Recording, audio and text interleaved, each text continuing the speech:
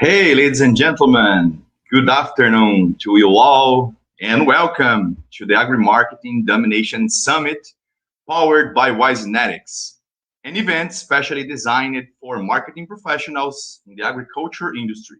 And today, we will explore practical strategies, industry insights, and real-world applications shared by marketing leaders across agribusiness. Our goal here is to provide you with everything you need to stay up to date with how marketing is evolving in agriculture without having to leave your office.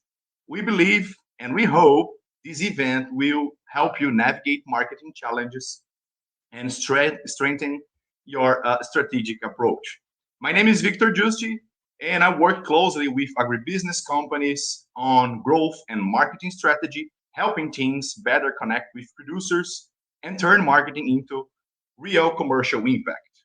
On behalf of the Wisenetics team, I'd like to thank you, everyone who joined us today. This will certainly be an afternoon full of knowledge and valuable experiences, and we are happy to have you with us.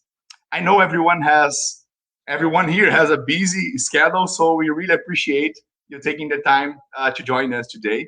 I am speaking from São Paulo, Brazil, but I'm sure we have people from all over the world join us. So feel free to share where we are right now. Feel free to post that in the chat, and we would love to know. And if you can, also share with us which segment you are in, crops, livestock, or ag tech. It will be great to understand who we have here with us today. And last but not least, a special thanks to our speakers who will have a lot of expertise and knowledge to bring to the event. And I am sure it will add a lot of everyone that are listening with us today. We'll be covering very practical insights today. So not just theory, but things you can actually apply in your day to day. So let's get started. Uh, a quick note before we move forward. If you feel like our message isn't quite landing with the right people, scan the QR code and book a free call with Wisenetics and see how you can reach your target audiences more effectively. Okay, so let's introduce our first guest of the day, Judy Chapman from Anytalks, who we will discuss from event spend to pipeline, providing ROI beyond badge scan. Jody, welcome. It's a pleasure to have you with us today. Thank you for having me. All yours. All right. So I'm just going to kick it off with a bang because I think the title of this presentation pretty much sums it up. I think a lot of us as marketing leaders, we walk into events and we have this great event and then we walk out and somebody asks, what did we get out of it? And that's really the part that I want to talk about today. I'm Jody Chapman, and I run global marketing at Anytalks. And a lot of what I do sits at the intersection of technical content and sales enablement, and trying to make sure that the things that we're doing, especially events, actually show up in pipeline. So this topic is a little bit selfish because it's a problem that I've been actively trying to solve.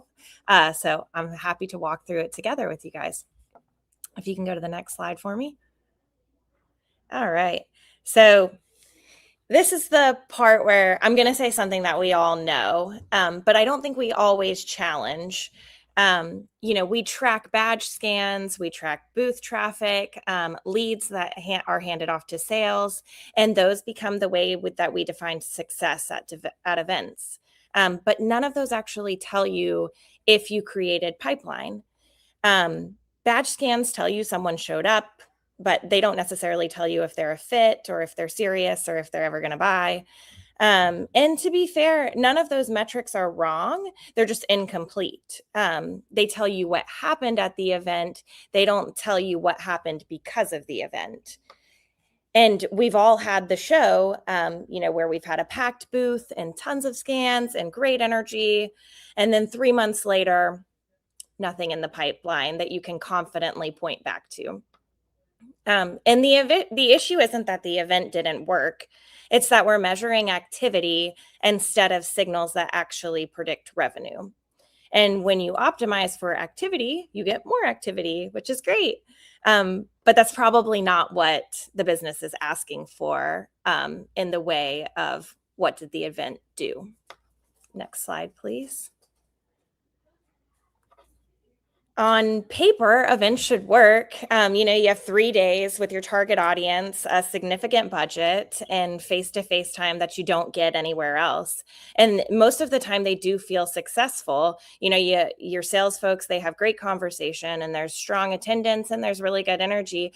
But when it comes time, like I said, to connect that to revenue, that's where things start to get a little bit fuzzy. You've got 3 days of activity and a 60 to 90 day window where something should happen afterwards, right? But in reality, we run the event and we send a follow-up, and then everyone moves on to the next thing. And a few months later, you're sitting in a meeting trying to answer, what did the event actually do? And the problem isn't that the event didn't create opportunity. It did. It's that we didn't do anything with it. And the value was there, we just didn't activate it. Next slide, please. And so that's the shift. That's where the shift happens. The traditional model is show up, scan badges, send a follow-up, and hope something ends in a deal. And to be fair, that's how I was taught to run events, and probably most of us were. But if you want events to actually drive pipeline, you have to think about them a little bit differently. The event is not the outcome, it's the input. It's where you're capturing the conversations and the expertise and the insights and the content. And that's going to become a really common theme for this presentation. And then everything that drives ROI happens after that. And that's, again, through content, through follow-up, and through sales activation. Next slide, please. So here's the framework, and honestly, it's really simple, but I think most teams don't do it and it really just for one reason, because we don't plan early enough. An event is a huge thing to plan logistically, and we're spread thin as it is. And so thinking about the content capture from the event just kind of goes unseen. So I want to walk through that piece. Next slide. Okay, this is probably the most important slide in the whole presentation. If you don't plan the content before the event, you will not have it after. And that seems like common sense, but again, I think it's just something that goes, unseen. And it's not because you didn't try, it's because events are pure chaos. Sales needs you, customers walk up, something is always happening. You go in thinking that you're going to grab some interviews or capture a few sessions. And then suddenly it's day 3 and you've got like a blurry video and a half-finished idea. The mistake isn't in the execution. It's that we've treated content like something we'd get to instead of something we designed up front. So instead, this is what planning actually looks like. So the first piece of this is defining 3 to 5 content themes, and that's what you're going to plan your event around. Not products, but problems that your customers are actively dealing with. What are they worried about right now? What are they trying to solve this quarter? Build your content around that. And then step 2 is mapping the themes back to your audience, because not everyone at the event cares about the same thing. For us, a nutritionist, a vet, a mill manager, they're all looking for different answers to different questions. So you need to know who you're capturing and why. And then the third piece is to plan your high value moments. And this is really a big one, because the stage isn't always set, right? Sometimes we have to set it ourselves. So think about your technical talks, private customer workshops, private sessions, who's leading them, who needs to be in the room, and what are you capturing? What are you going to do with it afterwards? Because again, if it's not planned before the event, it's not going to happen during it. And the reason this matters is that this part is actually the part that you really have control over. You can't control who comes to your booth, and you can't control who walks by, and you can't really even control who comes, to your customer events, but you can control what you walk away with. And the difference between an event that felt productive and one that actually produces that's the difference between an event that felt productive and one that actually produces something that you can use. Next slide, please. All right, so the first thing I want to talk about here is influencer and expert capture, because it's really one of the highest leveraged things that we've started doing. And honestly, it has changed the way that I think about events. So instead of only talking to the people who are already in our database, we've started asking, who already has the audience that we're trying to reach? And that's where partnerships, with trusted media sources and folks like that really come in handy. They've already built the trusted platforms, and they have engaged audiences, and they own industry credibility. So instead of building everything from scratch, you just plug into that. So now you're not just having a conversation at your booth, you're capturing it in a format that carries credibility and reaches beyond your existing audience. And the biggest shift in this is that you're no longer limited to the people that are walking by your booth or walking to your booth or booking meetings with your sales folks. You're tapping into audiences and influencers and networks that already exist and bringing your message into those conversations. Next slide. All right. Technical talks. This is one of the biggest missed opportunities, I think, too. You spend weeks, sometimes months, putting together a technical presentation. Your best people are involved in that and putting that together. The content is really strong. It's really relevant. And then it gets delivered once in a room, and that's it. And that's not a session. That's a content pipeline that never got used. So even if there's, 50 or 100 people in that room, there are hundreds more who should have seen it. Customers, prospects, internal teams, sales reps who weren't there. So, the shift is simple. We got to stop thinking about technical talks as something you deliver and start thinking about them as something that you produce. Because one 30-minute session can turn into a full webinar series, 3 to 5, video clips for social media, a gated summary, multiple email touch points. You dream it, it can become it, right? And I'll be honest, I've been there and looked back and thought, we put in all that work into that presentation and we got one use out of it. But if you capture it properly at the event, now your reps aren't following up with a generic message after the event either. They're sending something that's specific and relevant and valuable. And that's where you start to see it show up in pipeline. So the question isn't, did people attend your session? It's how many times did that session keep working for you after the event? Next slide. This is probably one of the most underutilized and highest ROI thing you can do at an event, and it doesn't happen on the showroom floor. A booth is great for volume and brand awareness, quick conversation, service level engagement, a lot of activity. But if we're being honest, most of those conversations don't go very deep. The deep conversations are had behind closed doors, and that's what we can set up here at, and incorporate them into our events. Workshops are the opposite. You've got a small group, you've got 8 to 12 people, the right people, no noise, no distractions, and, no one trying to scan a badge in the middle of a sentence. And when you get a group like that in a room, they start talking differently. They share real challenges, and they push back, and they ask questions, and you hear things that you'll never get from a booth conversation or a, post-event survey. Because nobody's ever filled out a survey and said, here are my deepest operational concerns and how I make buying decisions.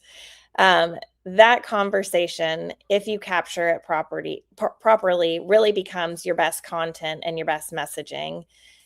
So it's super, super valuable. And the people in that room, they're not just casual booth traffic, right? They've raised their hand, they've invested the time, and that's a completely different level of intent.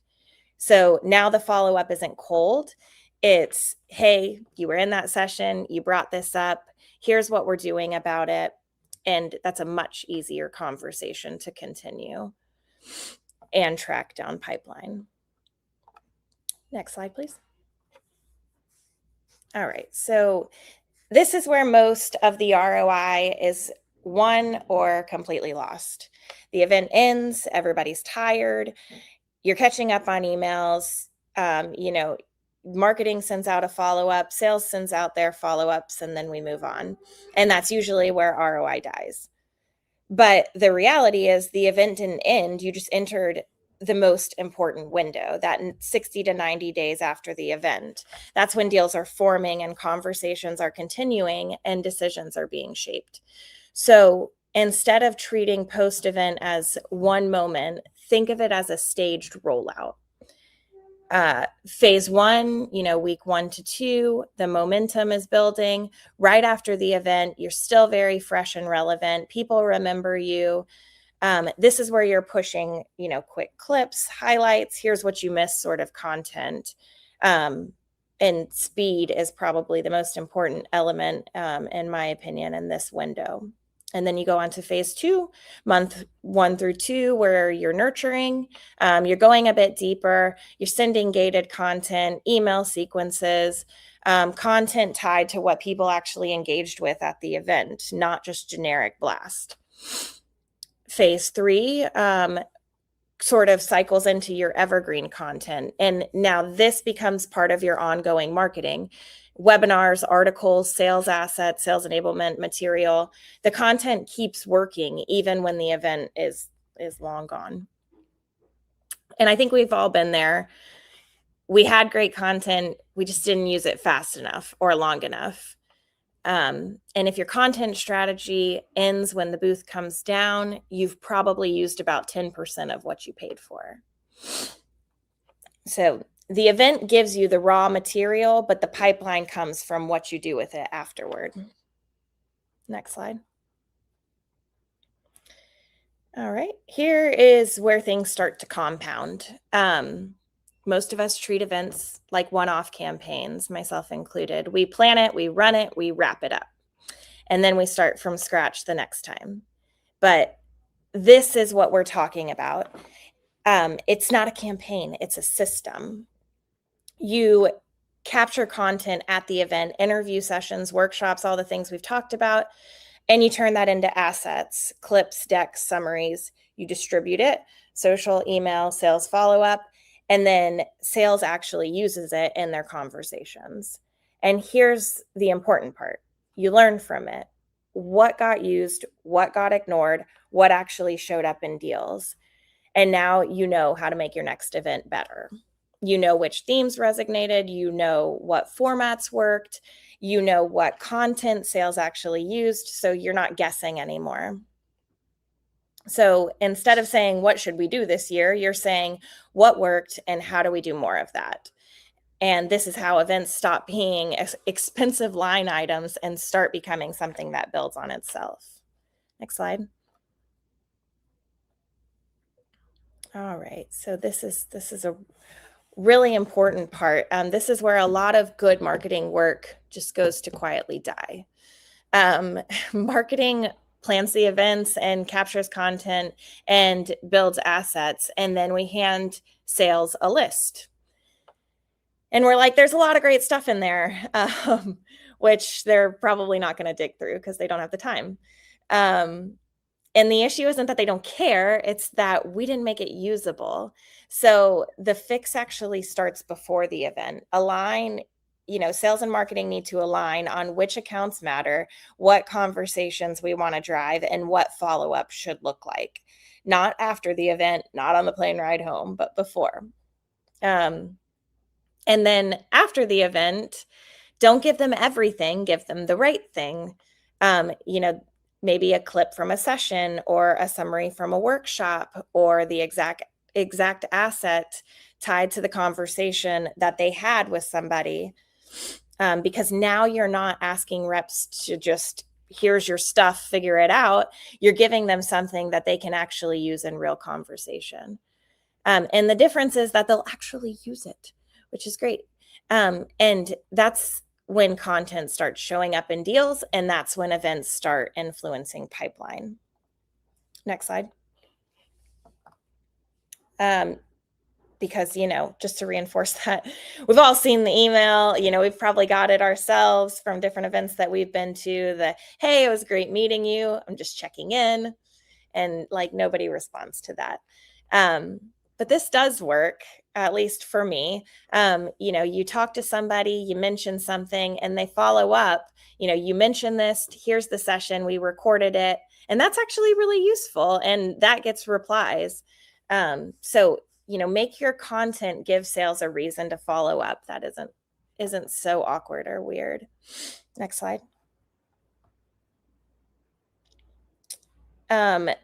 Measurement. This is really where everything that we've talked about either sticks or it falls apart completely. We talked a little bit in the beginning, we report on what we can easily measure: badge scans, leads, impressions, things like that, because they're clean and they're right there in front of us. And they look great in our report. But they don't actually tell you what happened. So think about this in 3 levels: activity, influence, and pipeline. Activity is what happened at the event. Influence is what happened after. Did people engage with your content? Did sales use it? And then pipeline is what actually moved. Did it show up in deals? And here's the shift. Most teams stop at the activity, some get to influence, and very few consistently tie it back to pipeline. And it's obviously not because we don't want to, it's because our systems and sometimes leadership are still set up to reward activity. But the good news is that this is something that we can actually change. What we choose to report is what the organization starts to care about. So if you report badge scans, you'll keep building campaigns that generate badge scans. If you report pipeline influence, you start building systems like this. Next slide. Okay, so what do we actually track? I'm not saying never look at activity metrics. Activity metrics are good and they do show, they're useful for context, but they shouldn't be the headline. So metric 1 the first metric that I think that we should be tracking is accounts engaged. Not contacts, but accounts. Which companies interacted with your content after the event?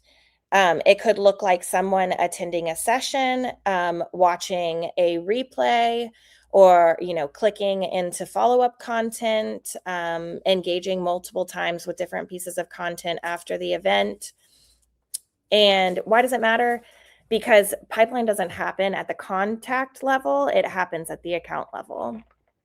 The second metric that I think we need to track is content used in sales enablement content. Are they actually using it? It's a really big one. And, I think almost nobody tracks it well, because it's hard to track, right? Are your reps actually using the sessions that you recorded, the clips that you recorded, the workshop summaries in real conversations? And it doesn't have to be super overcomplicated. There's pretty much all sales enablement software has some sort of analytic tool built into it, so we can track simple metrics there. Link tracking and emails, or even just asking the reps what they're using, because if sales isn't using it, it's not influencing the pipeline. The third metric that I think that we need to be tracking is pipeline influence, and that's probably the most important one. Defined simply, it's which opportunities had event attendance and content engagement. And that can be, campaign influence. You can track that in most CRMs. Tracking touches tied to event content, or even just tagging opportunities where this played a role, where the content from the event played a role. You're not trying to prove the event closed a deal, you're just trying to prove that it influenced it. So now your reporting starts to sound like this. We engaged 25 target accounts post-event, sales used content in 12 active opportunities, and we influenced X dollar amount in the pipeline. And that's a very different conversation. Sorry, you can go ahead and go to the next slide there. All right. So if you take nothing else from this, take this. The first one is plan the content before the event, not just the logistics, but the content. What are we talking about? Who is it for? What are we capturing? The second is to capture high value moments. Not everything, just the things that actually matter. The experts that spoke for us, the sessions that we ran, the real customer conversations. The third, build a 90-day content engine from the event. Don't dump it all at once. Use it over time through social, through email, and through sales enablement content and follow-up. And then the fourth is enable sales to use it. Not a folder, not a content dump, the right asset for the right account at the right time. That's it. No new budget, no complicated tools, just a more intentional way to use what you're already doing. And if you do this consistently, that's where events start showing up in pipeline. Next slide. So the booth comes down, the banners get packed up, the badge scans get uploaded, but that shouldn't be the end of the value of your event. What actually matters, the conversations, the insights, the content you captured, that's what carries forward. Because at the end of the day, no one's approving your next event budget because you had a busy booth. They're approving it because they can see how it contributed to pipeline. So the shift, again, is very simple. Stop thinking about events as something that happens for 3 days and start thinking about what they can produce for the next 90. Next slide.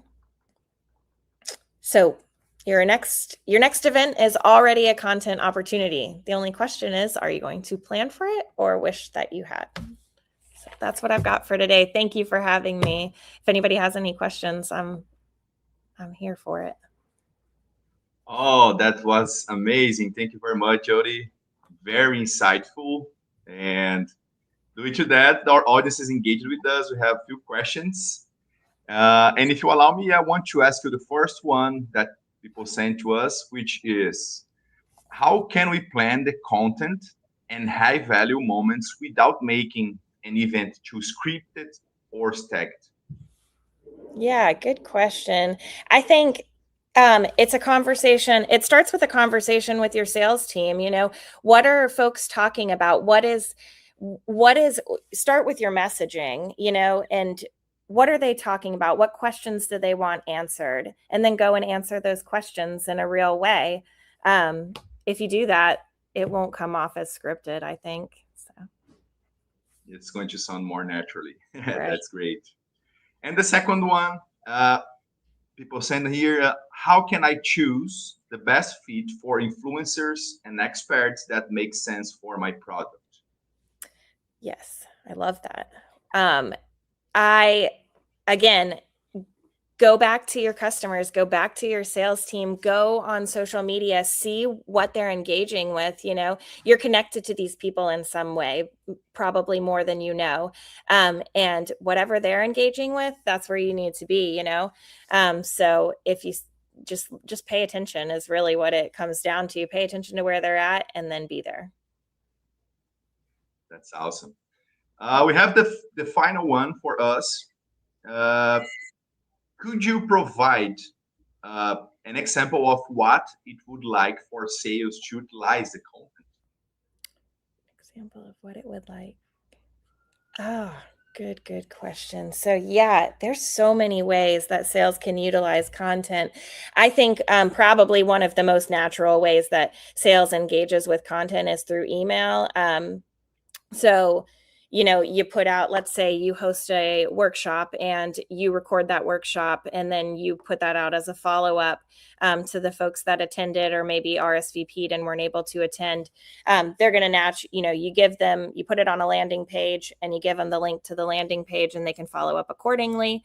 But there's so many ways. I mean, you can put it on social, that works really well. And it also doubles as a way for the sales rep to build their thought leadership and their personal brand. If you just, give it to them, and there's so many ways that really they can engage with it and use it. But yeah, I would say those are probably the most obvious ones for me. That's awesome. I think there's good tips for who are asking, and they can start from somewhere. Jody, I really appreciate you taking the time with us, sharing your insights and all of this material, this content. It was, as I said, very insightful and really good. Thank you very much. Thank you for having me. Oh, you're welcome. Always welcome to come back with us. Guys, for you that are with us, before we take a break, we're going to have our next guest, Shannon Hughes from the Lesson Flynn. Today, she's going to talk about from clicks to clarity using analytics to build brand momentum and search visibility. Hey, Shannon, how are you? Welcome. Hello, hello. I'm doing well. And yourself? Oh, I'm fine. Thank you. Good. The floor is yours. Awesome. Well, let's dive in. I have a good amount of content to cover, but nothing I don't think we can get through in the next 30 minutes or so. So looking forward to talking to everybody today around clicks to clarity. And this is really how to use analytics to gauge that brand momentum, focusing on KPIs that actually drive results around goal setting, tracking, and optimizing overall for your business growth. But first, who the heck is Lesson Flynn? We are an ad agency based in Des Moines, Iowa. And we are the longest standing independently owned ad agency in America. We were founded in 1907, and we are heavily rooted in agriculture brand. Our golden rule is to be the agency you'd want to work with. A little bit about me. I am the Vice President of Digital and Media Strategy, where I've spent the last decade helping agriculture and many other brands navigate complex marketing landscapes and drive measurable growth.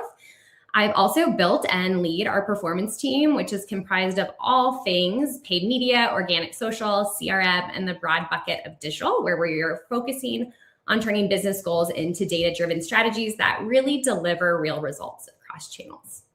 But enough about Lesson Flynn and enough about me. Let's dive into why you guys are here today. So when we talk about achieving brand or company goals, I really like to compare it to running a marathon, which is kind of ironic because I don't really run and thus have never run a marathon, but the analogy is really spot on. So when you think about it, it doesn't just happen when you start. Nonetheless, when you finish a race, I mean, let's be honest with ourselves. When was the last time you just got up and ran a solid 36 miles, right? You spend months preparing, setting small goals, challenging yourself, checking in to beat your times or set records, right? All in an effort to come out ahead of your competition and prove to yourself that you can do it. Well, this is really the definition of a marketing campaign, if you think about it. Nothing like a spoiler alert on slide 4. And to use a millennial phrase, it's pretty much a no duh. But purchases, especially anyone who is considering a new brand or product, does not happen in a straight line. Add the dissolution of cookies, right? Historically used for better data attribution, and telling the story and value of marketing has actually become harder despite all of the digital advancements. So the reality is that the full story really cannot be captured in one source alone, even though most of us spend a lot of that time wink, wink in GA4 to do so. Data in general, right, is fractured between platforms, leaving really large holes that honestly just increase the amount of questions we have or assumptions we make when looking at information. So when we think about customers, they are really the ones who control where, when, and how they engage, even though we want to control that journey for them. And before the rise of digital, it was the very standard traditional customer life cycle. This is really where we saw the discover, explore, buy, engage, and really is what we were trained in our textbooks in college. But today it's kind of a hot mess, meaning there are so many different ways that an individual can learn about your product, your brand, your service, your solution for the first time. Nonetheless, the number of times and ways that you communicate with them in an effort to get them to convert. And connecting the dots between all of that is really where it becomes challenging. So when we think that traditional life cycle, right, of a customer, we think linear. So that happens when you see awareness moves to consideration, decision-making, and purchase. If only it was that easy, right? It's so predictable, it's so structured. And oftentimes this philosophy or linear approach works really well for high intent buyers, but often applies to lower cost or essential purchases. Well, when we think of ag, we don't necessarily think of that. So instead, we have to think nonlinear, right? This is where an individual might skip around. So they start with discovery. So maybe they're seeing an ad on Meta. They then might do some Google searching, reviews, and watching videos. Moving into engagement, they might start to follow your brand. Consideration, encouraged by a retargeting effort. Finally, they have some decision power. They're ready to visit a product or dealer page, but they're not making that decision. And then you put that trigger in front of them that converts them. But being able to measure their exact journey from the meta ad to the actual conversion of the email is really where it gets challenging. And that's where I, insinuated it's kind of a hot mess out right there, right? And we know that those multiple channels is really what's influencing the decision over time. And that buyer controls the pace and sequence. So even though this could be their sequence, the time gaps between each of these could have varying lengths. So let's apply this to the ag business, right? So still seeing that Facebook ad, maybe it's about a new product that's going to help an animal in heat stress. They actually do some searching and they start using ChatGPT and Google to just educate themselves. They sign up for the branding newsletter, hoping to learn more about the products and offerings. Then they see that retargeting ad, and then they get that personalized email before the decision is made and closed. Again, you're looking at the same challenges, whether we're talking ag or whether we're talking a general consumable. So let's transition a bit now, right? I've kind of laid out the scary reality, yet very real reality of the marketing landscape today when we talk about data attribution and marketing analytics. And if you can, raise your hand or think to yourself, yes, how many of you have gotten a spreadsheet or a report of some kind with a mass amount of data? Just a bunch of numbers that look at you and you're like, great, I love that we're tracking, but what are we really tracking? Why are we tracking it? And how am I using this to share with my stakeholders in the business that I'm using the marketing funds provided to me well, right? And at the end of the day, not all data points are really worth tracking. So good goals follow this order. And as much as this might seem a little bit basic as we walk through this from a principle standpoint, think to yourself as we go through this, when was the last time you set up a campaign or an annual plan that actually supported this format, right? So step one is setting a business goal, right? A clear business goal is what's going to align the team toward whatever the shared objective is. And it's the guide for efficient allocation of those resources to maximize impact. Really think about it as the why. When we think of common business goals, really what we should think about is is leadership setting, or what would they set in their seat, right? So examples of that might be increasing overall market share, launching a new product or service, retaining customers, entering a new market or region, improving profit margin, increase sales, right? You get the picture. So here's an example is to drive 10% increase in sales for our new seed treatment in Q4, right? That could be our business goal. That could be set by leadership, or assumed that leadership would set a valuable goal in that space. The second we move into is a KPI. And before we talk about a KPI, a key performance indicator, my biggest pitfall that I often see is that people stop at a KPI. And you'll notice there's a whole section 3 here, and we'll focus on value that is designed to demonstrate how effectively a company or a marketing team or a segment of the business is achieving that business goal that's set, right? It's just designed to evaluate success, generally and often a marketing metric. When we look at the purpose of a KPI, right, they're direction setting. So they help in defining that clear, measurable objective, aligned with overarching business goals. They really guide that strategic direction by identifying what success looks like at a high level.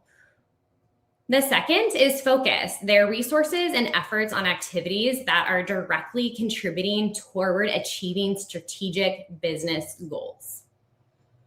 So what really makes a good KPI? The first is alignment. Does it directly align with at least one specific business goal? Is it quantifiable? Is it measurable? Can it be tracked over time to gauge progress? Actionability, can it inform decision-making and offer insights that can be acted upon? Simplicity, is it easy to understand and communicate to all stakeholders? And is it in control of the team? So what are those common KPIs? The first might be brand awareness as measured by total impressions, reach, something of that nature. The second is brand visibility as measured by frequency, video view rate, etc. Traffic to a website or a landing page, could even be to a booth. Conversion rate, lead generation, overall engagement, and location door swings. And yes, there is a digital way to track that. Right, so here I plugged in an example for our KPI of reaching 50,000 new growers in the Midwest with brand messaging, right? Feels a little broad, but for the purpose of this exercise, does the trick. The next is the key result. And like I mentioned earlier, this is really where I see the biggest miss, meaning people don't think beyond the KPI. And the key result is that measurable outcome at the tactic level that serves as your benchmark to evaluate the success of achieving a specific objective. It quantifies progress toward a goal, making it clear whether you've actually achieved said goal. So when we think about it, performance measurement at the purpose level is really designed to focus those key results and measure the effectiveness of specific marketing activities and campaigns. They provide immediate feedback on what's working and what's not. And then this is really where you're focusing that optimization effort, right? So you're guiding daily decisions, helping teams to adjust tactics based off real-time data. So what makes a good result? Specificity. It does exactly what it is and what you're looking to achieve. Does it allow for clear measurement of progress? Is it actually achievable? And is it directly aligned with a broader KPI and business goal? Does it contribute meaningfully to its achievement? So some common key results are click-through rate, open rate, cost per click, CPM, CPL or cost per lead, maybe a conversion rate on a landing page, or a social engagement rate. This is really what the full format of setting good goals looks like. So we have, hey, from a business standpoint, we're going to drive a 10% increase in sales for our new seed treatment by Q4. We're going to reach 50,000 new growers in the Midwest with brand messaging. And to do that, we're going to achieve a 2.5% click-through rate on Google search ads targeting, generally speaking, crop plus problem keywords. So this is really what it looks like when you put this together. And at LF, this is the language we use with our clients and internal team to ensure that all agency and marketing team are rowing in alignment. It can be found at the top of our briefs, in kickoff meetings, and in our proposals to clients. Why? Again, because we want to make sure that we're all rowing in the same direction, because nobody wants to get to an end of a campaign where you're measuring brand visibility and our client might be looking for leads. Then we're really passing ships in the night rather than rowing together. So when you develop that plan, adding the magic is happening at the tactic level. So you see that green arrow just slid right in. And this is where we use our marketing expertise or our historic knowledge to directly build a holistic approach, built on moving the needle, but directly measurable. So let's move to an example, right? So here, moving to a little bit of a different example, but you might be looking to have increased revenue by 20% by the end of the fiscal year. So to do that, you might set a KPI of generating 50 qualified leads per month And then you set a goal of maintaining a close rate of 10% of all incoming leads. Some of these are designed for the sales team. Some of these are designed for the marketing team. But this is really where you input your tactics, and then you're measuring the value of those tactics. So gain 5K impressions per month from a paid media ad example, right? That's your tactic level is hidden in there, and that's what's directly supporting your KPI. And in theory, if this plan masterfully works, you're able to directly increase that revenue by 20%. So to recap, it is really that easy in principle, but it's really about your rigidity and application. Meaning, are you starting with your business goals? Are you identifying your KPIs, developing the appropriate action plans where you have your tactics, strategies, initiatives, right?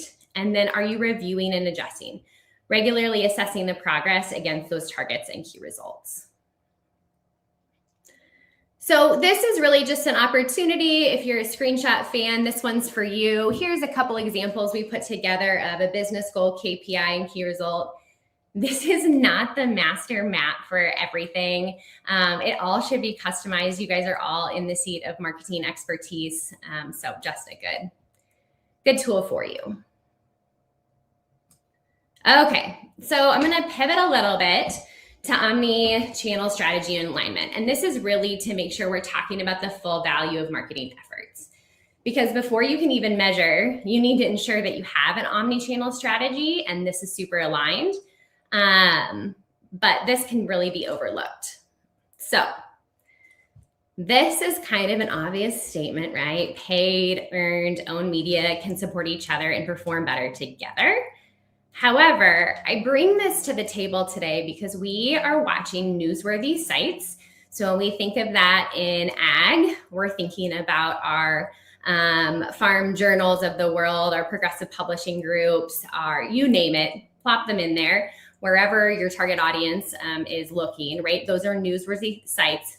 They're making up roughly 20% of LLM's research and answering content, where 80% is kind of an unclear mix according to the ranking information. So if you haven't, now is really time to invest in an earned attention strategy, focusing on authoritative sources and that brand credibility, because this is really what's going to bring you increased attention.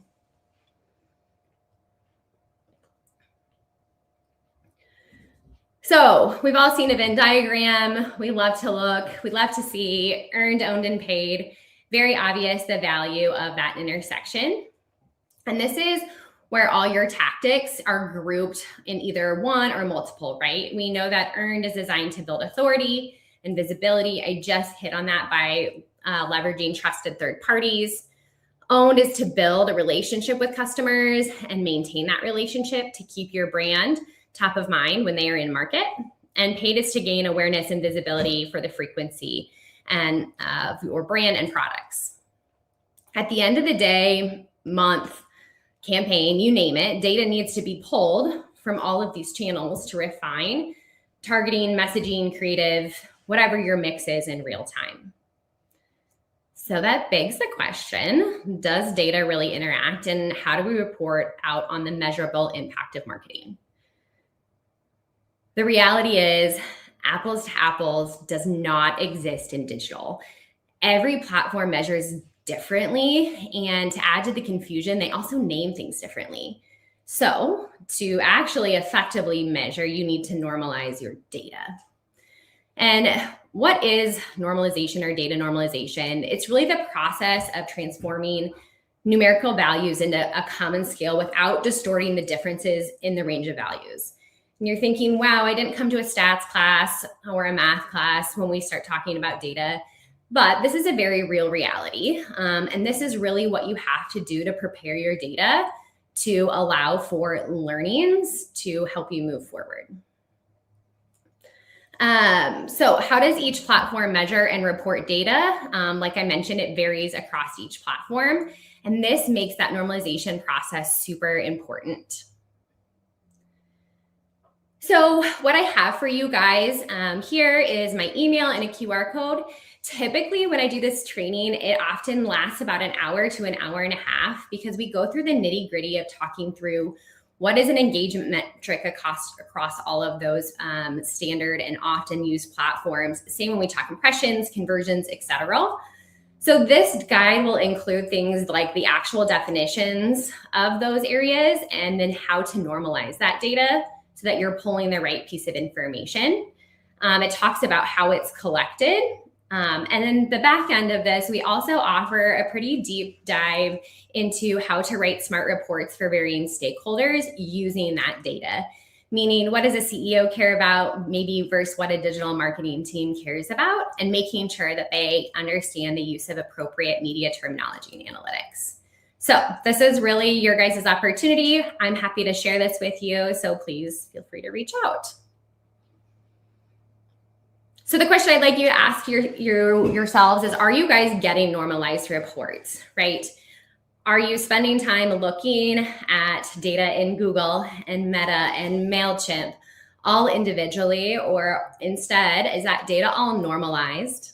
And then is it organized? So are you getting information that stacks up to your measurable plan based off the direct goals that you set, pulled and normalized across all of the channels? This is where that magic really happens, because when you can get to this level, you can directly understand, is my tactics that are delivering, is that supporting my key results? Because if my key results are supporting my tactic, they're supporting my KPIs and they're supporting my business goal. And if we're having any specific tactic that is not achieving its key result, where are we seeing a tactic really achieve a really positive key result, that we may want to rob Peter to pay Paul, or shift some levers, change out the creative, whatever that might be, to really go all in on what's working.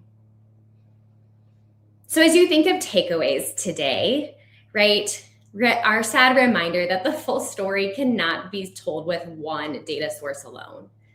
And that the reality is different media achieves different KPIs and key measures and offers different results.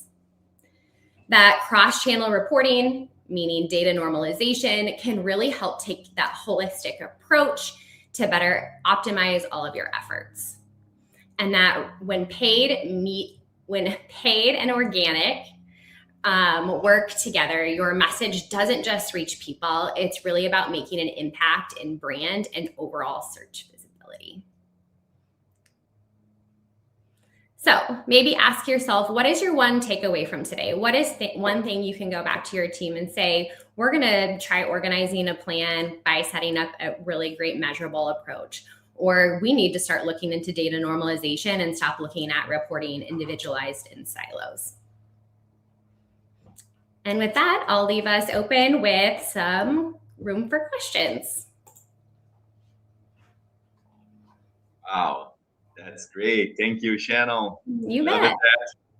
And there are some questions here, actually a few questions. So just to start, let me pick up the first one. Okay, do the steps for a non-linear cycle change or repeat during a customer journey?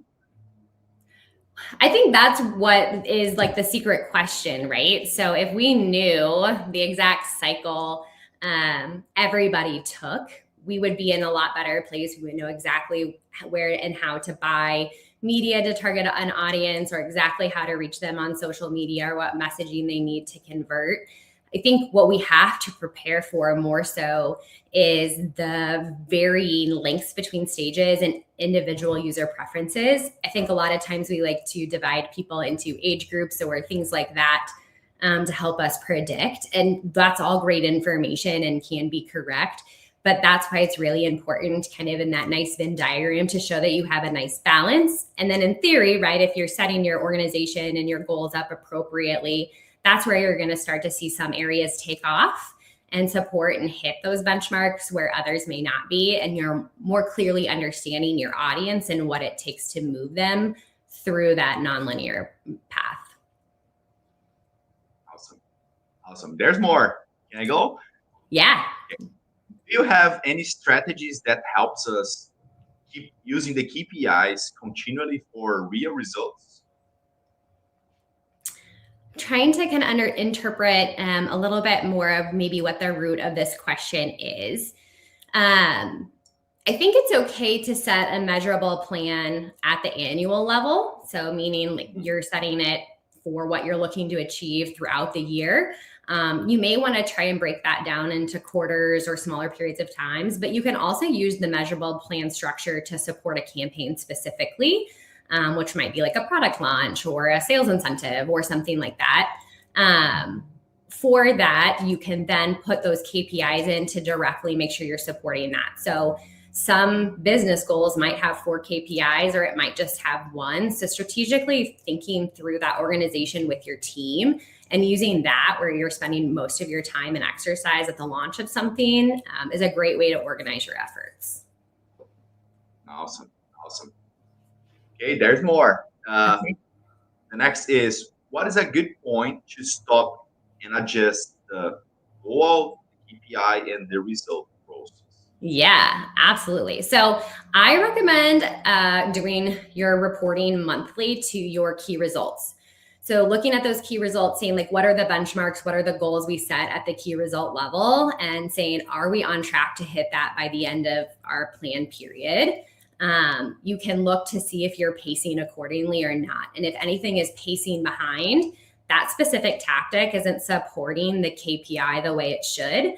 So instead saying, where am I seeing success or why am I not seeing success here? And what are the levers I want to try and pull? Do I want to stay with that particular tactic and try and adjust the messaging, do some A/B testing with ad creative, whatever that might be? Or do I just want to fail fast, quickly abandon, and then move away from that specific tactic and key result and reinvest that energy, dollars, or effort to where you're seeing yourself hitting those actual key results? Okay, that's great. Shannon, really appreciate the timing, really appreciate the content. For me, personally saying what it was very insightful. Thanks for that. You bet. Thanks for having me. Oh, you're welcome. Always welcome to be here with us. Thank you. So guys, just a quick heads up. If you're looking to reach your target audience more effectively, WiseNetics can help. Scan the QR code that's going to be shown on your screen, and you can book your free strategy call, okay? And now, we're gonna have 10-minute break, so don't go away, but take the opportunity to stretch your legs, to go to the bathroom, have some water, or to grab a cup of coffee, and see you in a few minutes. When it comes to agriculture, innovation does not move forward on its own. It moves when ideas are shared, when knowledge reaches the right people, and when great work is communicated in a way the industry can understand and trust. Behind every advancement, there are professionals committed to improving how we produce food and care for the land. But progress also depends on how those ideas are positioned, explained, and brought to market. Because strong brands and meaningful communication are what transform innovation into real industry impact. Welcome to the Agri-Marketing Domination Summit 2026, powered by WiseNetics.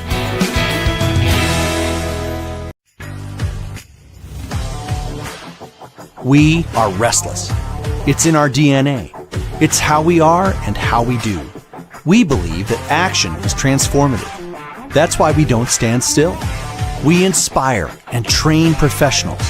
We connect and impact industries. We are where agriculture is. We are at the university, and we're also on the farm. We are in your ear and also on your screen. We are here to teach, but not to bore. We are here to ask the questions you want to ask, and when we don't have the answer, we go after it. We are also here to learn and never settle down. We look to the future with a smile on our face, because we will be a part of it. The world is changing, and if it's up to us, agriculture will not be left behind. WiseNetics, restless minds, technical content experts.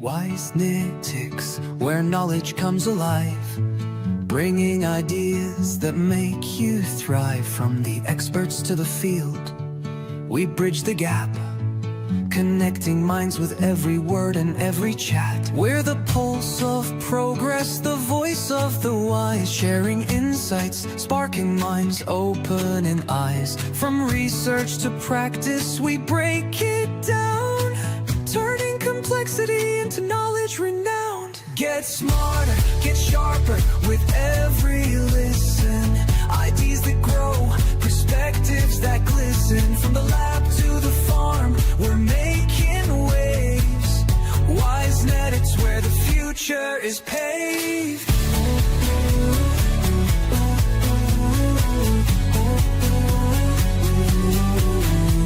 We're more than just stories, we're learning in action, helping you stay ahead with every interaction.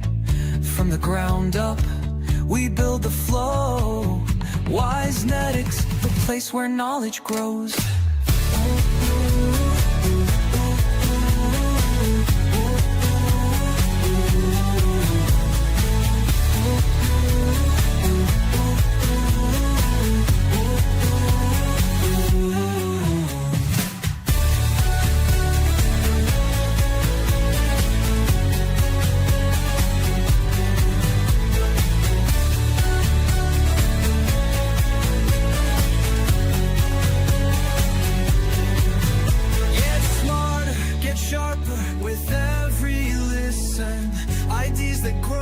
Perspectives that glisten. From the lab to the farm, we're making waves.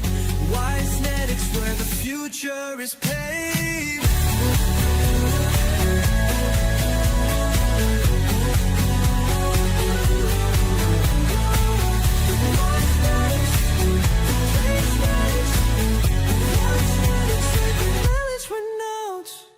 When it comes to agriculture, innovation does not move forward on its own. It moves when ideas are shared, when knowledge reaches the right people, and when great work is communicated in a way the industry can understand and trust. Behind every advancement, there are professionals committed to improving how we produce food and care for the land. But progress also depends on how those ideas are positioned, explained, and brought to market. Because strong brands and meaningful communication are what transform innovation into real industry impact. Welcome to the Agri-Marketing Domination Summit 2026, powered by Wisnetics.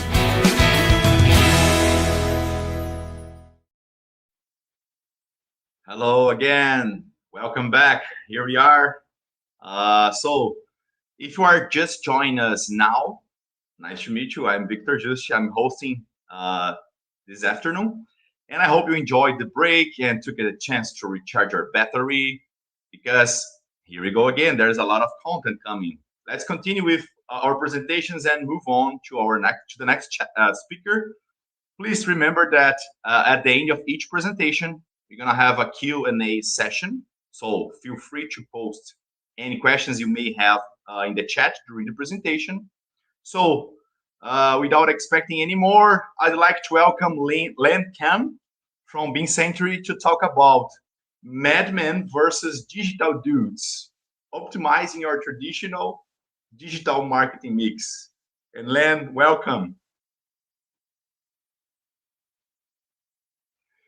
Oh, I think we have some mistakes with your microphone. Try again, no problem. By the way, I love the name of the topic today.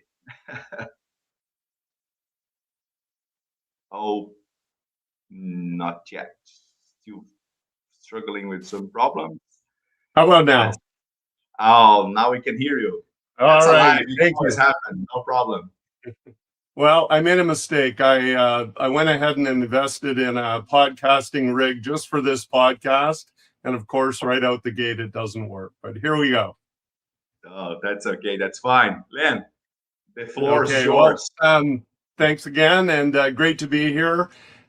Just to level set a little bit, I'm Len Kahn. I'm the Chief Marketing Officer for a company called BeanCentury. We are a fast-growing ag tech company based in Kitchener, Ontario. I'm talking to you from Guelph, Ontario today. which is about 45 minutes west of Toronto, for those who know Canada a little bit. The subject of today's talk came to me. I was my wife and I were rewatching Mad Men for like the third time. She watches it because of Don Draper. I watch it because I've spent the bulk of my career in marketing, and I find it fascinating. Right around that time, Victor and the folks at Wisenetics called and asked if I would participate in this webinar.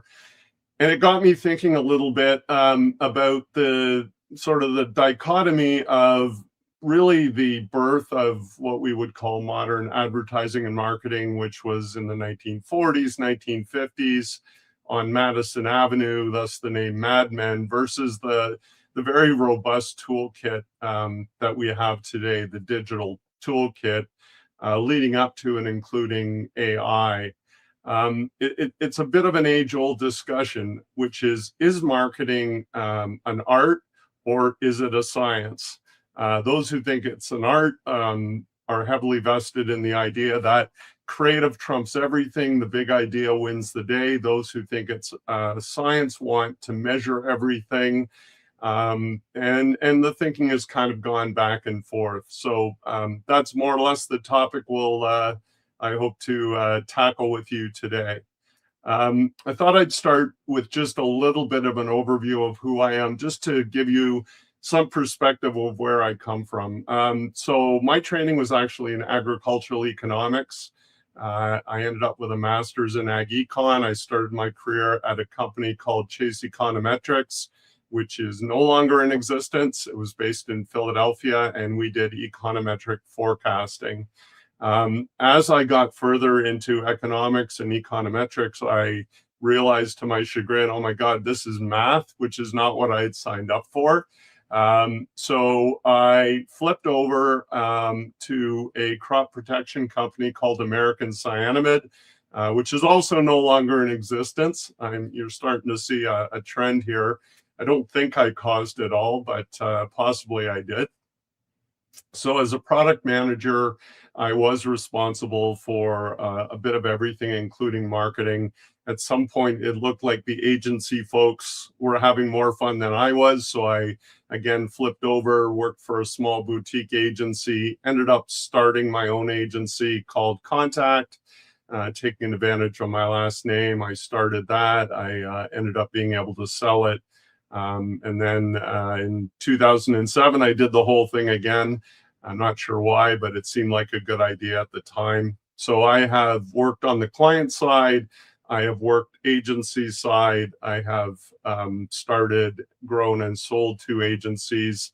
For a brief time, I was a consultant and ended up as the chief marketing officer for Bin Century. We are the world's fastest growing ag tech company. We think we are. We sell inventory management solutions and systems into the dairy, poultry, swine, and milling sectors. All this is to say I've kind of, as you can see from the gray hair, I've been at this a little while, over 40 years, and I've seen a lot of things come and go, which makes today's environment even more interesting to me, and in a way, even more challenging. So for those of you who are on the line who are in the marketing field, I do feel for you, because how do you make intelligent choices about today's marketing mix? And that's what I'm going to spend some time talking about today. The infamous quote that dominates our industry still did not come from David Ogilvy. It's usually attributed to Ogilvy, but it actually came from John Wanamaker. And John Wanamaker said, "Half the money I spend on advertising is wasted. The trouble is, I don't know which half." And those of us in marketing, especially on the advertising side, have used that as a crutch for years and years, because it is really incredibly hard to measure ROI on marketing spend. Intuitively, you would think it would be easy, because marketing is central to almost everything we do, but it's extremely difficult. So those of us in marketing, comes time for our annual performance review, often would say, would quote Wanamaker or Ogilvy with this line. And then along comes the digital age. And in the digital age, we can literally measure everything. So my thesis today is this statement still true? So I'm going to start by saying, no, it can't be true. And it can't be true because we have this robust toolkit. I'm not going to read through this all, but I will say at BinCentury, we use one tool in each one of these buckets. We use ChatGPT, for example.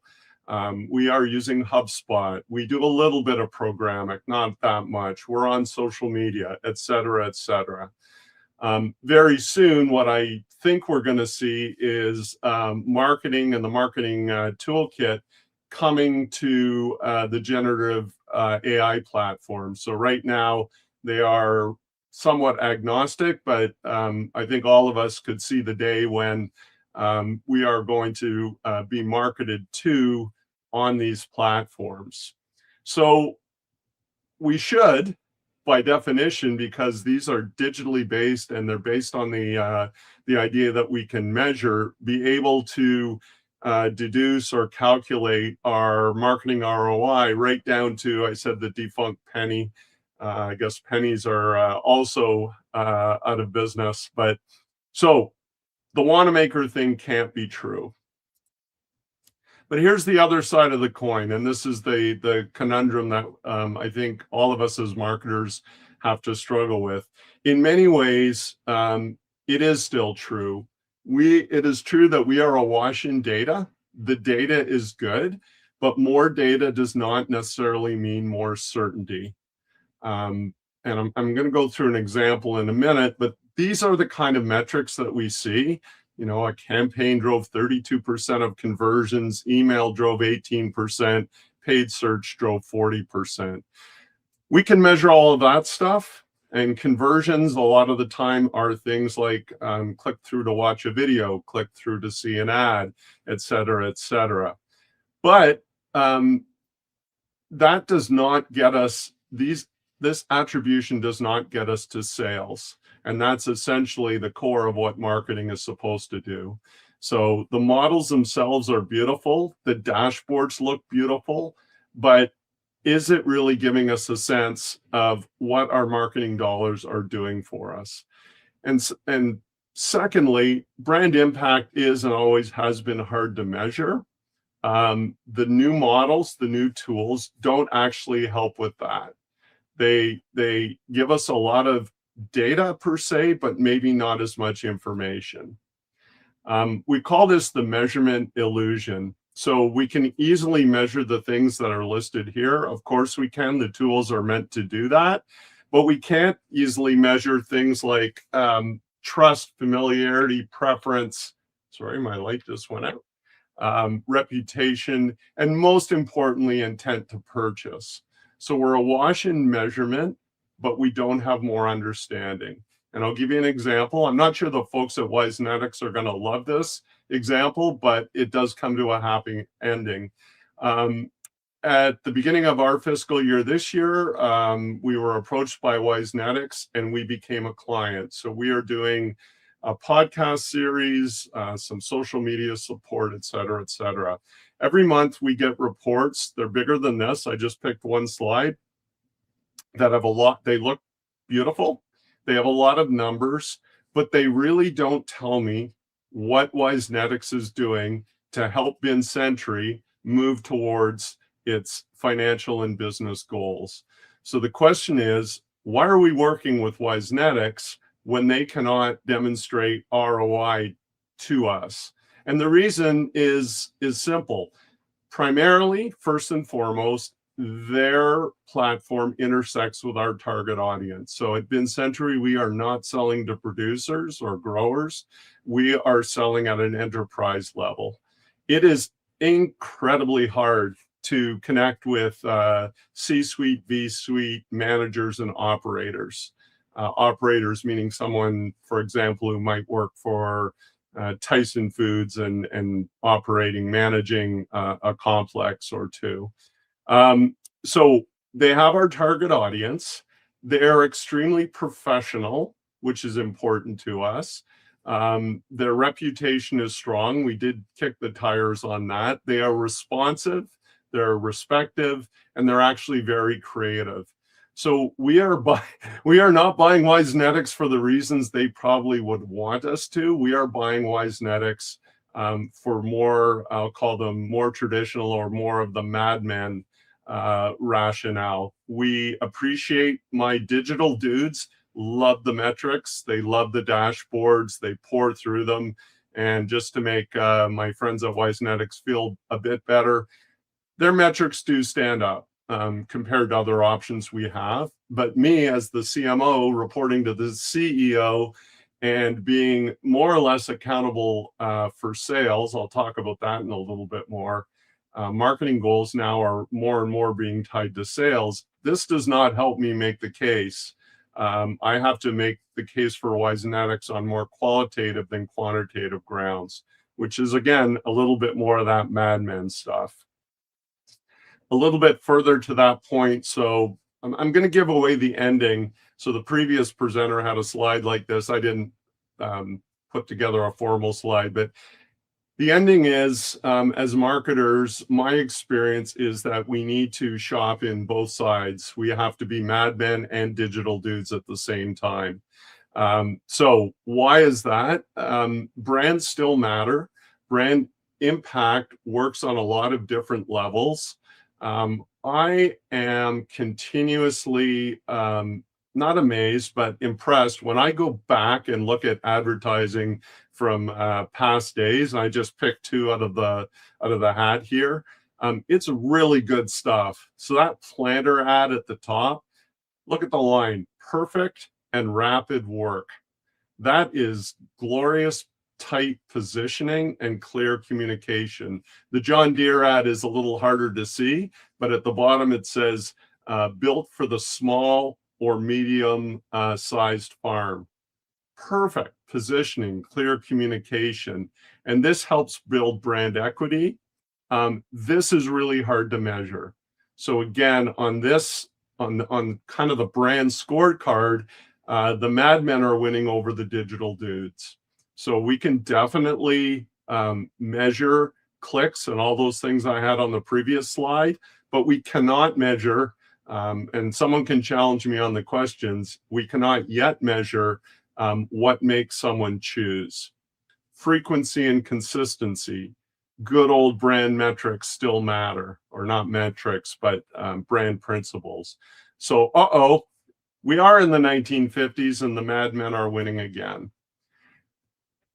So what do we do as ag marketers? All I can do, I think today, I'm out of the agency business, so I'm not here to sell anything. I can tell you how we are doing things at Bin Century, and that is start with the basics, at least. So start in the madmen generation. Do you have a strong product? And if you're on the agency side, well, you don't get input into that. But if you're on the client side, challenge yourself. Is this product worthy of brand support? Does it fit? Do we have a clear market position? Does our product stand up against other options in the marketplace? Do we have a compelling strategy? How are we going to tackle the market? Do we understand our target audience? More and more markets are built on smaller, more well-defined segments. So mass marketing, especially in ag. So what's a farmer, right? There is no such thing as a farmer. And as we go forward, we're seeing more and more specialization. Do we understand our audience? So here's a vote for the creative side. Do we have a big idea that will connect with our audiences on both a rational and an emotional level? Madman stuff.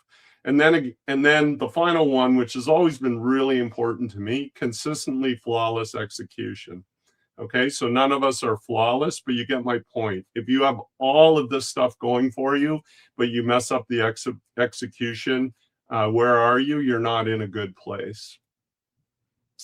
For the life of me, I can't remember whether I made this up somewhere in my career or I stole it from somewhere.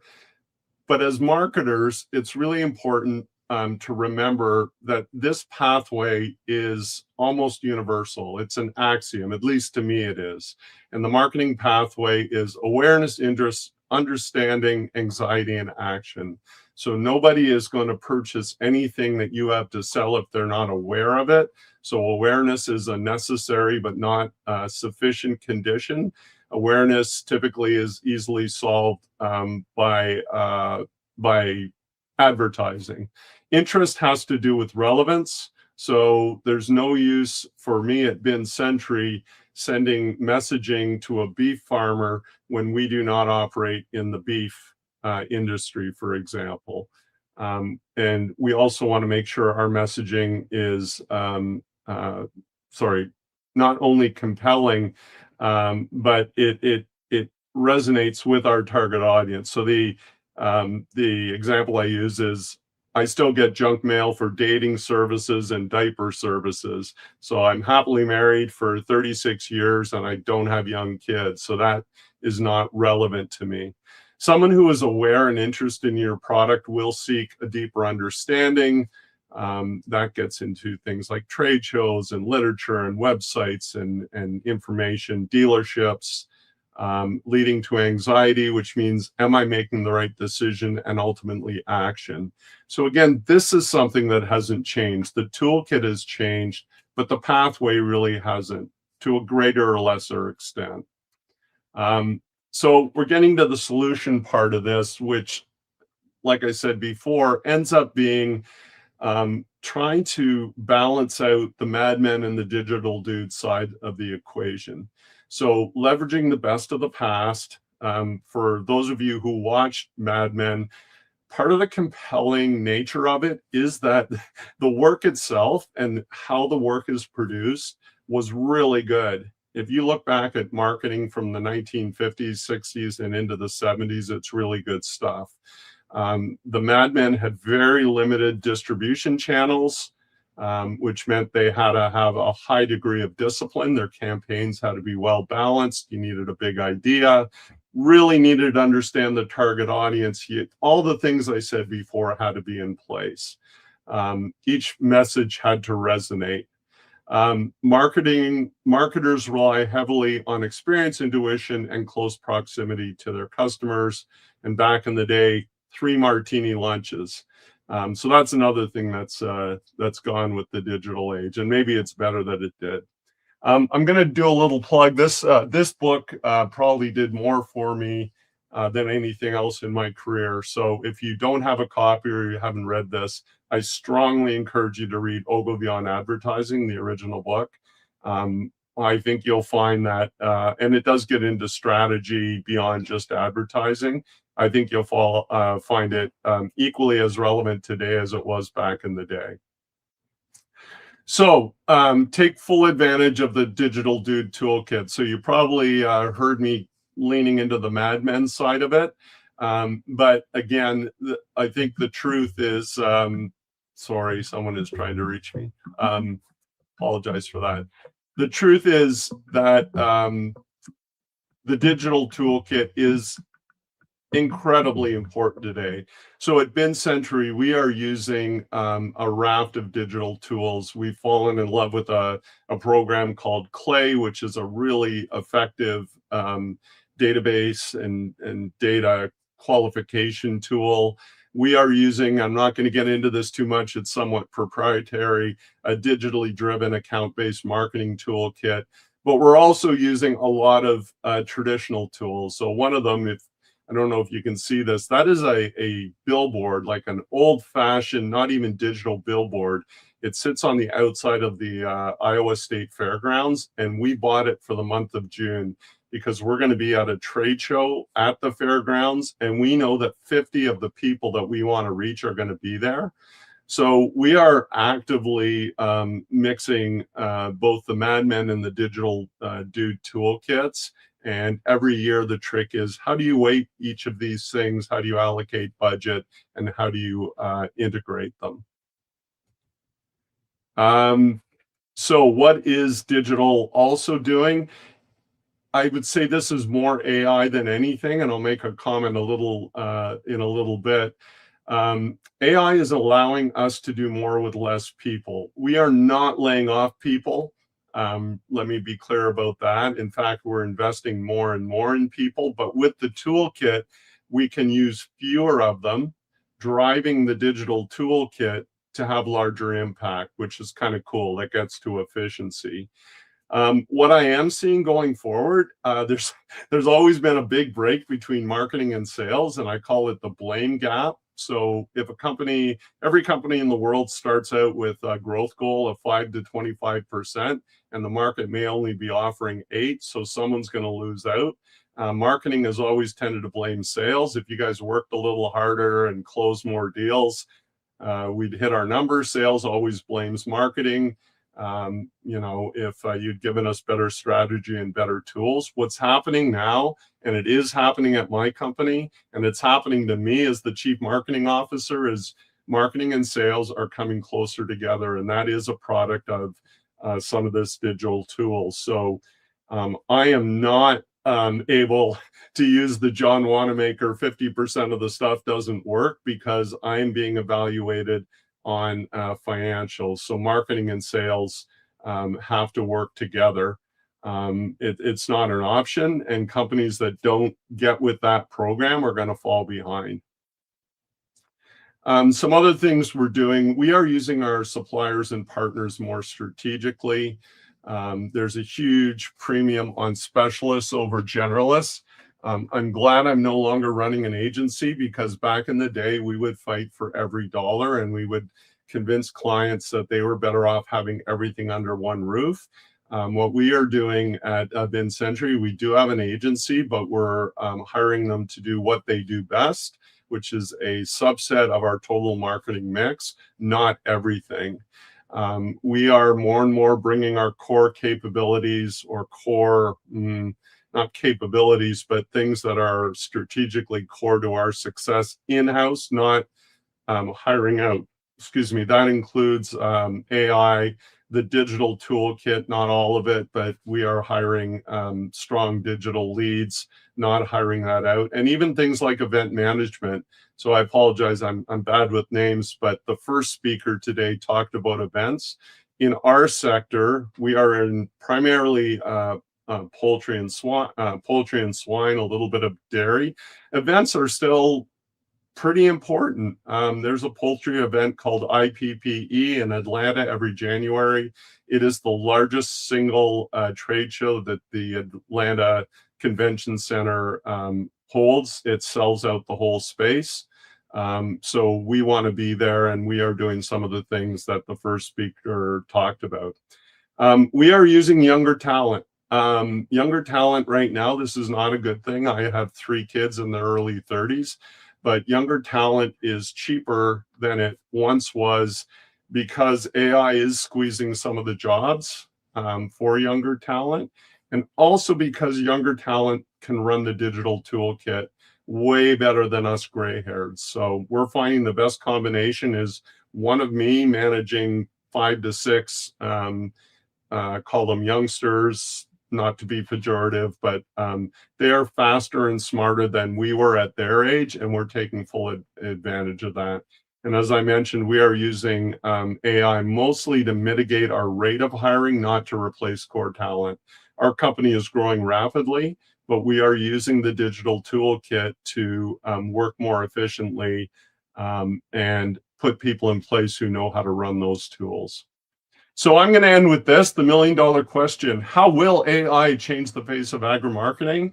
And the answer is, I have no clue. And if I did, I will I'd still be here, because I love the guys at Wisenetics, but I'd be out selling that knowledge elsewhere.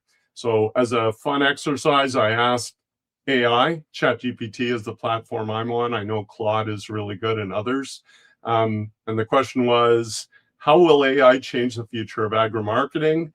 And this is what it told me. I'm not sure what it means, actually. It's kind of saying marketers who are madmen and digital dudes and know that the ag space will win. I do agree with the last sentence there. Low value marketing will be automated away.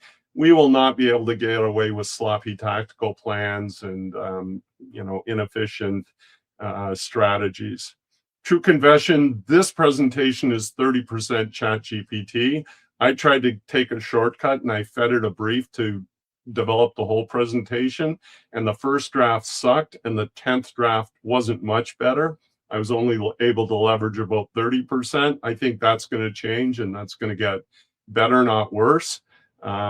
So in a way, I guess I'm glad that I'm maybe 5 years away from retirement, not 30 years away.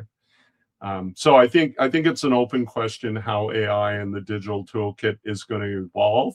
I do think if we meet again in 5 years, I think the madman part of it will still have a place. It'll probably be smaller. I'm going to end with a quote from Doug Foley, is an associate of mine and a friend also. He's probably one of the leading thinkers in the digital marketing space. You should look him up, Doug Foley, on LinkedIn, Foley Media. So I gave him, I told him I was doing this presentation, and I said, hey, Doug, what should I tell these smart folks? And basically, he is reiterating the fact that gray hair still does matter, reps and sets. I'm a big believer in the 10,000 hour rule. I'm a drummer. I'm not great, but I hack away and I play in a band. And I think I finally reached 10,000 hours of playing at one point. And I know there's a huge difference between 10,000 hours and when I started. And I think it's the same here. So we still need Don Draper and Roger Sterling, but we need to mix them with the digital dudes who are probably in their late 20s to mid 30s, who may have had a job or two, but really know how to run the toolkit. So that's all I have. Happy to answer any questions.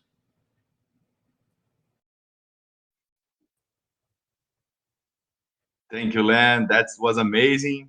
I love it, the topic. I love it, the struggle between generations you brought here. Maybe the madman versus the digital dudes versus the AI. Let's see what's coming next. And yes, we have some questions. I'd start with the first one, which is it possible for me to be looking at too much data? How can I know which data will be more useful for me? Yeah, it's a really good question, and I don't have a really good answer. It's really situational and case by case, and it comes down to, there is a squishy part of the presentation I just made, which is I did not give you a roadmap and say that there's a formula that answers that question. I think you need to tie the amount of data and the kind of data you're looking to your marketing objectives. So our marketing team, our company has objectives. They're what you would expect: sales growth, revenue, market share. Under those business objectives are a set of marketing objectives. And I look at everything, just like Wisenetics, I look at everything. Is that data helping me is it helping me understand what, the effect of what I'm doing? And is it helping me get closer to my objectives? What I believe is there's still a skill in being able to, it's a judgment call. There's not a formula or a model. It is kind of fun to feed a question like that with the right context into an AI model and see what comes out. You don't have to drink the whole jug of Kool-Aid, but it will give you an answer. You or your associates will have an answer. Senior leadership should have or input towards an answer. But again, I think it's a qualitative space. I think it's to a certain extent a judgment call. To me, the comfortable place right now is right in the middle. And I hope that doesn't sound wishy-washy, but we look at a whack of data. I do look at the Wisenetics data. I don't understand it. It's not my area of expertise. So I have a digital dude who does understand it. And he's able to tell me, well, this is irrelevant. This is kind of important. This is really important. So not sure if I did a great job of answering the question, but it's somewhere in that sphere. A bit of a word salad. That's great. That's great. I have a personal one connecting with something that you have shared. How can we connect marketing and sales so that they understand and they help each other. Yeah, there's only one way to do it. The way not to do it is tell marketing and sales they have to work together, because they won't. It's a place where senior, like at our company, it's the CEO. We have a very strong CEO with a really precise vision for where the company needs to go.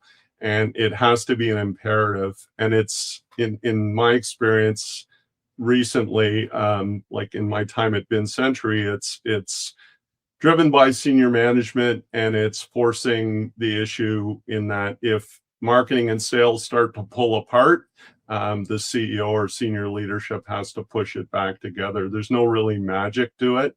The leads, the VP of sales and the CMO have to buy in. And if you see it start to wobble, you have to pull it back. There's no other way to do it. If you say it and then don't enforce it, if there's no consequences for marketing and sales playing the blame game, then it'll just get worse.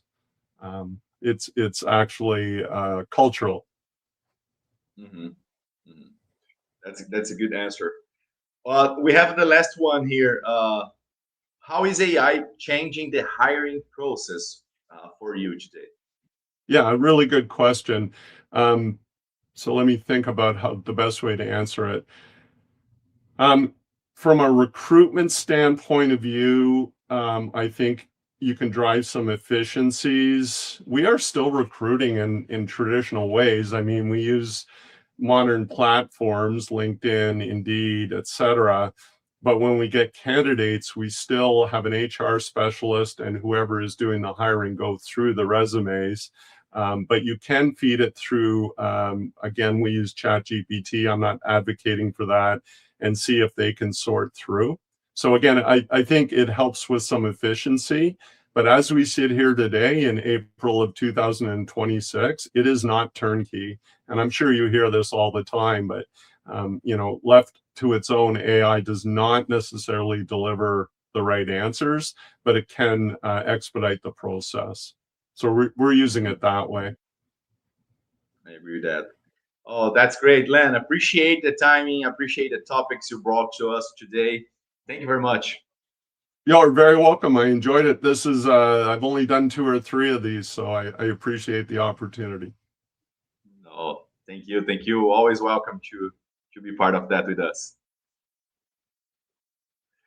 All right, everyone. Just to remind you today, if you are needing to reach your target audience more effectively, WiseNetics can help you. Can you see the QR code over here? Just scan that and you can book your free strategy call.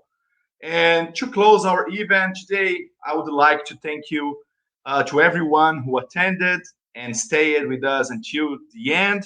It has been a pleasure to have you this afternoon. And of course, I would like a special thank for our speakers who took their time out and their day to share all of their expertise with us. Thank you, everyone.